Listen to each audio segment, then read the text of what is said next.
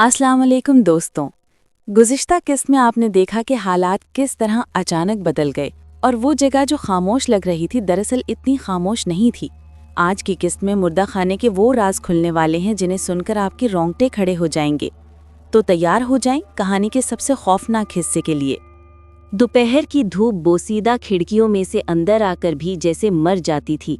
अस्पताल के बाहर छोटे सहन में घास उगी तो थी, मगर वो भी जर्द थी, सूखी, जैसे उसने कभी जिंदगी ना देखी हो।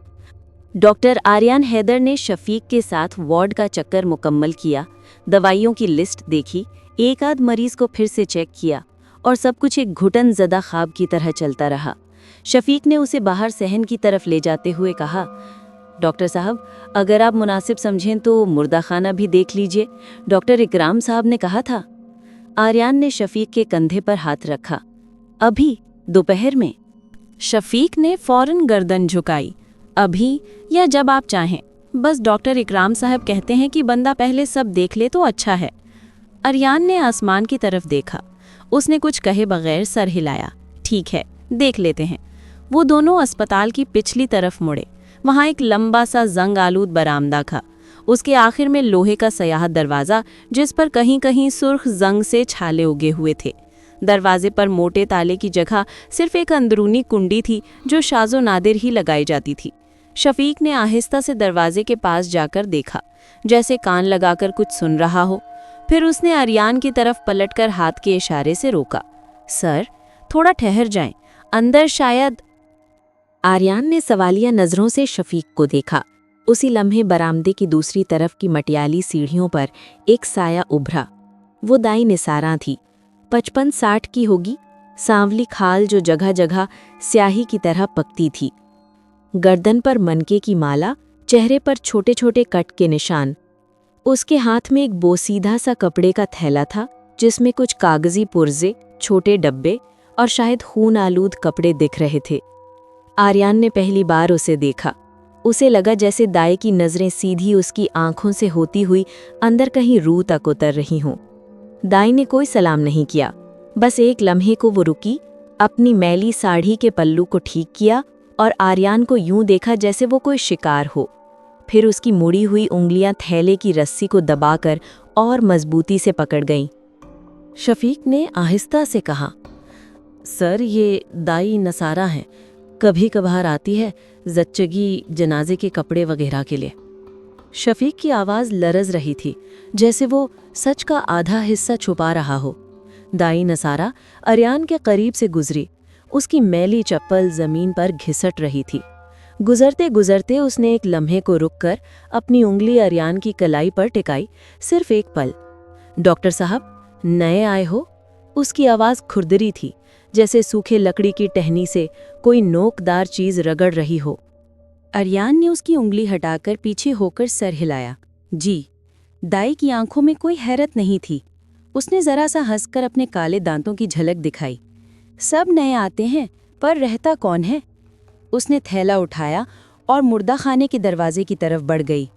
शफीक ने फौरन आर्यन के सामने हाथ फैलाया, जैसे रास्ता रोक लिया हो। सर, बाद में चलते हैं, अभी अंदर सफाई हो रही है। आर्यन ने शफीक की नज़रें पढ़ने की कोशिश की, पर उसकी पलकें फिर से नीचे थीं। जुबान होंठों के पीछे दबी थी।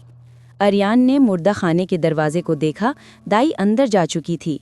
दरवाज़ा बंद होते ही अंदर से हल्की सी खसर फुसर की आवाज़ आई, जैसे कोई पुराना मंत्र, कोई गुमशुदा बोल दीवारों में जज्ब हो रहे हों। आर्यन ने गहरी सांस ली। शफीक अब भी सामने खड़ा था। चलें सर, थोड़ा चाय पानी पी लें, शाम को फिर आ जाएंगे। आर्यन ने कुछ न कहा। उसे अब शक हो चुका था कि यहाँ कुछ तो गड़बड़ है, मगर क्या है? हवा की नमी शाम के वक्त और गहरी हो गई थी। अस्पताल के खिड़कियों में बाहर से उड़कर आती धुंध अब खिड़कियों के किनारे चिपक गई थी, जैसे अंदर आने की जिद कर रही हो। आर्यन अपने कमरे में बैठा कागजात देख रहा था। मरीजों की हालत, इंजेक्शन की लिस्ट, कुछ पुराने एक्सपायरी सर्टिफिकेट, सब कुछ उलझा उलझा था, जैसे पुराना जाला जिसे छूने पर ही हाथ गंदा हो जाए। अचानक बाहर से 2-3 आवाज़ें उभरीं, जैसे कोई दौड़ता आया हो। आर्यन ने चौंक कर खिड़की से देखा। शफीक वार्ड के अंदर भागता जा रहा था। उसकी कमीज के दामन में खून का एक निशान था। वो जल्दी में था। आर्यान तेज कदमों से बाहर निकला। वार्ड के अंदर दाखिल होते ही उसे बासी दवा की तेज बू और पसीने की मिली-जुली बास का झोंका लगा। एक पलंग पर वही बुखार में कांपता लड़का नईम अब बेसुध पड़ा था। उसकी माँ दुपट्टे का पल्लू मुंह में दबाए सिसक रही थी। शफीक और एक और वार्ड बॉय उसके करीब खड़े थे। डॉक्टर इकराम जरा फासले पर खड़ा सिगरेट सुलगा रहा था। उसकी आंखों में दुख की बजाय कोई अनजानी सी चमक थी। आर्यान लपक कर पलंग के पास पहुंचा। लड़के की नब्ज देखी, ठंडी, होंठ नीले, माथे पर पसीना। ये कब हुआ? आर्यान की आवाज़ सख्त थी। शफीक की पलकें कांपी। उसने डरी डरी आवाज़ में कहा, अभी सर, बस एकदम। सांस उखड़ी और आर्यान ने उसकी बात काट दी। क्या कोई दवा दी थी? इंजेक्शन? डॉक्टर इकराम ने वहीं से जवाब दिया, सिगरेट का धुआं उड़ाते हुए। बुखार ज़्यादा था, दवा दी, बस जिस्म जवाब दे गया। आर्यान ने उसकी तरफ देखा। पोस्टमार्टम करवाएं, शायद कुछ पता चले। डॉक्टर इकराम ने धीरे से मुस्कुराकर सिगरेट बुझाया। वही मुर्दा सी हंसी। ज़रूरत नहीं।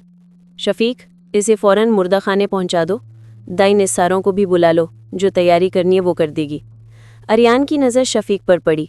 उसकी पलकों में वही डरा हुआ साया था। उसने नईम के मुर्दा जिस्म पर चादर डाल दी। माँ की हिचकी वार्ड की खामोशी में गूंजी, फिर कहीं दम तोड़ गई। आधे घंटे बाद आर्यान तन्हा बाहर के बरामदे में खड़ा था। रात का अंधेरा अब जहन के कोने कोने में रिश्ता जा रहा था।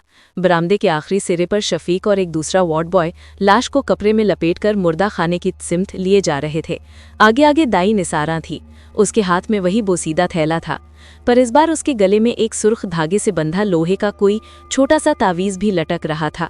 आर्यान बेइख्तियार उनके पीछे पीछे चल पड़ा। मुर्दा खाने के दरवाजे पर पहुंचते ही उसने शफीक को रोका। मैं अंदर देखना चाहता हूँ। शफीक ने एक पल को डॉक्टर इकराम की तरफ देखा, जो दूर रोशनी के मध्यम झलक में छिपा खड़ा था। दाई ने पलटकर आर्यान को देखा। उसकी आंखों में कोई हैरत नहीं थी, बस एक करख्त चमक थी। डॉक्टर साहब, अंदर की हवा ठीक नहीं, आप बाहर ही रहे। आर्यान ने दरवाजे के पार झांकने की कोशिश की। अंदर मध्यम सा दिया जल रहा था। नईम की लाश रखी गई थी। दाई उसके सिरहाने बैठ गई। उसने थैली में से काला कपड़ा निकाला। उस पर कुछ अजीब सी सुर्ख लकीरें बनी थीं, जैसे खून से। फिर उसने एक छोटा प्याला निकाला, जिसमें गाढ़ा स्याह पानी था। आर्यान की नज़र शफीक से मिली। ये क्या कर रही है? शफीक की पलकें झपकीं, फिर ज़मीन की तरफ देखने लगा। बस सर, गुस्ल देती है, पढ़ती है, कुछ सबको करती है। आर्यान कुछ कहता उससे पहले ही दाई की खुरदरी आवाज़ अंदर से उभरी। कोई ऐसा तारीक लफ्ज़ जिसकी गूंज दीवारों में चिमट गई। उसके होंठ हिल रहे थे, हाथ लाश के सीने पर थे, और उसके उंगलियों की पोरें अजीब सी सुर्ख चमक में डूबी लग रही थीं। आर्यान ने आगे बढ़कर अंदर कदम रखने चाहे, मगर शफीक ने हाथ जोड़कर उसे रोक लिया। सर, आप मत जाइए, डॉक्टर इकराम साहब नाराज होंगे। आर्यान ने शफीक का हाथ झटक दिया। उसकी नज़र फिर से अंदर उसी प्याले पर टिकी। स्याह गाढ़ा पानी अब लाश के सीने पर टपक रहा था, और दाई के होंठों से गूंजता मंतर रात की खामोशी में और गहरा हो गया था। आर्यान की गर्दन के पीछे सनसनाहट दौड़ गई। वो जान गया था ये मुर्दा खाना महज लाशें रखने की जगह नहीं था।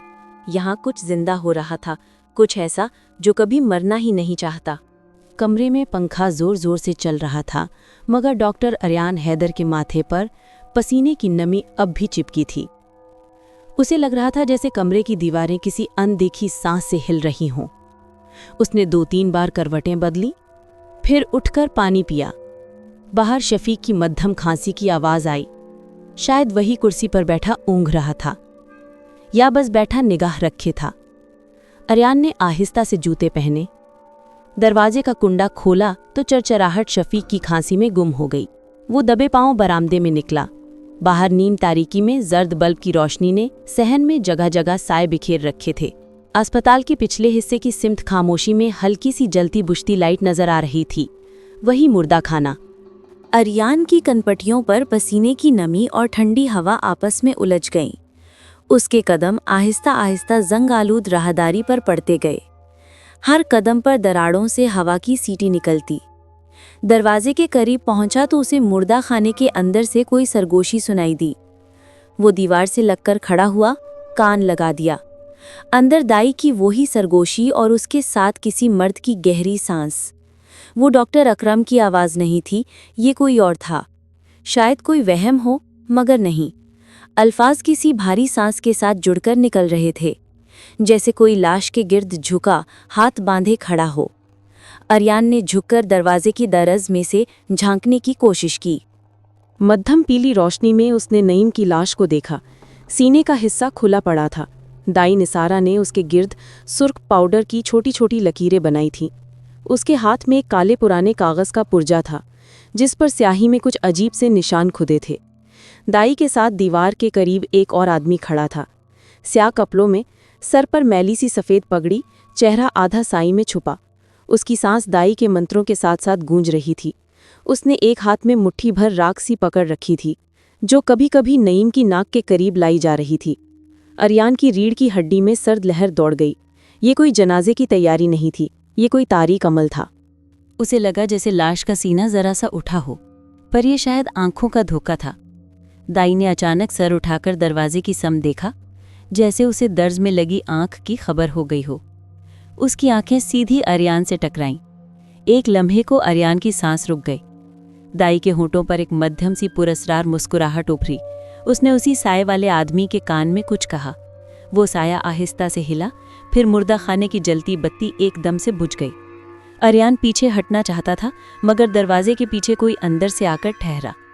अंदर से खटाक की आवाज़ आई। आर्यन तेजी से राहदारी में पलटा, कदम उठाकर बैक वक्त 2-3 सीढ़ियाँ फलांगी। उसके पीछे मुर्दा खाने का दरवाज़ा अंदर से खुला, पर बाहर कोई ना निकला। बस एक मध्यम जली हुई राख की बास राहदारी में फैल गई। आर्यन हाँफता हुआ अपने कमरे में वापस पहुंचा। शफीक अभी तक कुर्सी पर ऊँघ रहा था, जैसे उसे कुछ पता ही न चला हो। आर्यन ने कमरे का दरवाज़ा बंद किया, पीठ दरवाजे से लगाकर आंखें बंद की। वो जान चुका था, ये खेल किसी सरकारी फाइल या ज़ईफ़ रिकॉर्ड की गर्द तक महदूद नहीं।